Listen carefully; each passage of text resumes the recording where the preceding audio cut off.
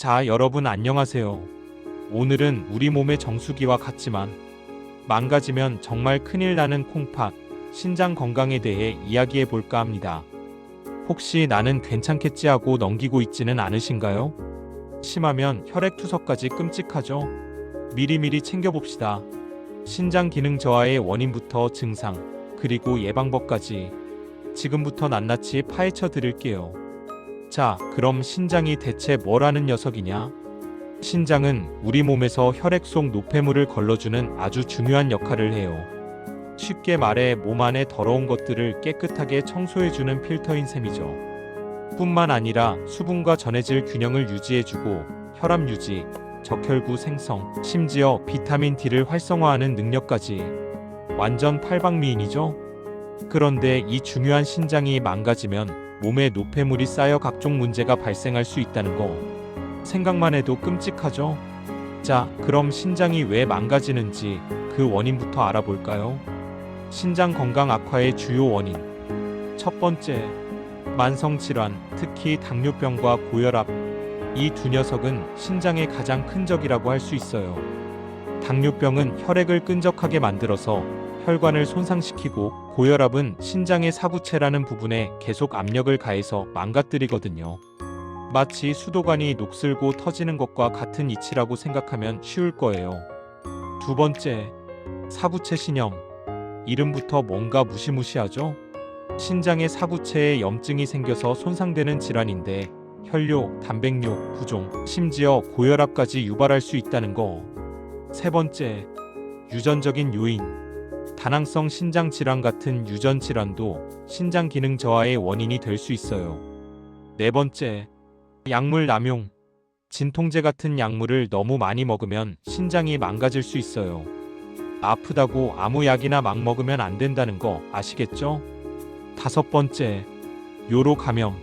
세균, 결핵, 곰팡이 같은 것들이 요로를 통해 감염되면 신장 질환을 유발할 수 있어요. 특히 여성분들, 청결에 더욱 신경 써야겠죠? 배뇨통, 잔뇨감, 빈뇨 같은 증상이 나타나면 바로 병원에 가보세요. 이 외에도 선천적인 질환, 비만, 고령 등 다양한 원인이 신장 건강에 영향을 미칠 수 있다는 사실. 자, 그럼 이제 신장이 안 좋아지면 어떤 증상이 나타나는지 알아볼까요? 신장은 워낙 묵묵하게 일하는 장기라서 초기에는 증상이 잘 나타나지 않아요. 그래서 침묵의 장기라는 별명도 가지고 있죠. 하지만 방심은 금물. 다음과 같은 증상이 나타나면 신장 검사를 꼭 받아보셔야 합니다. 신장 건강 악화의 주요 증상. 첫 번째, 소변 변화. 소변량이 갑자기 줄거나 너무 자주 마렵거나 혈뇨가 나오거나 소변에 거품이 많아지거나 밤에 자다가 일어나서 소변을 보게 되는 야간뇨 증상이 나타날 수 있어요. 소변은 우리 몸의 건강 상태를 알려주는 중요한 지표라는 거 잊지 마세요. 두 번째, 부종. 몸이 붓는 증상이 나타나는데 특히 발, 발목, 다리부터 붓기 시작해서 온몸으로 퍼질 수 있다는 거.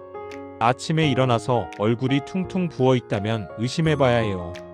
세 번째, 피로감. 신장 기능이 떨어지면 혈액에 독소와 불순물이 쌓여서 피로감, 무력감, 집중력 저하 등이 나타날 수 있어요. 요즘 따라 왜 이렇게 피곤하지? 싶으면 신장 건강을 체크해 볼 필요가 있다는 거. 네 번째, 피부 변화. 피부가 건조해지고 가려워질 수 있어요. 긁어도 시원하지 않고 계속 가렵다면 신장 이상을 의심해 봐야 합니다. 다섯 번째, 소화기 증상. 식욕이 없어지고 속이 메스꺼리고 심하면 구토나 설사를 할 수도 있어요. 소화가 안 된다고 소화제만 찾지 말고 신장 건강도 한번 의심해 보세요. 여섯 번째, 고혈압. 신장 기능이 떨어지면 혈압이 올라갈 수 있어요. 혈압이 갑자기 높아졌다면 신장 기능 저하를 의심해 봐야 합니다. 일곱 번째, 빈혈. 신장은 적혈구를 만드는데도 중요한 역할을 하는데 신장 기능이 떨어지면 적혈구 생성이 줄어들어서 빈혈이 생길 수 있어요. 핑 도는 느낌, 어지러움을 느낀다면 빈혈 검사와 함께 신장 검사도 받아보세요. 이 외에도 옆구리 통증, 배뇨통, 잔뇨감 등이 나타날 수 있다는 거. 자, 이제 무시무시한 신장 질환의 원인과 증상을 알아봤으니 예방법을 알아봐야겠죠? 미리미리 예방해서 건강한 콩팥을 유지하자고요. 신장 건강을 지키는 예방법. 첫 번째, 만성 질환 관리.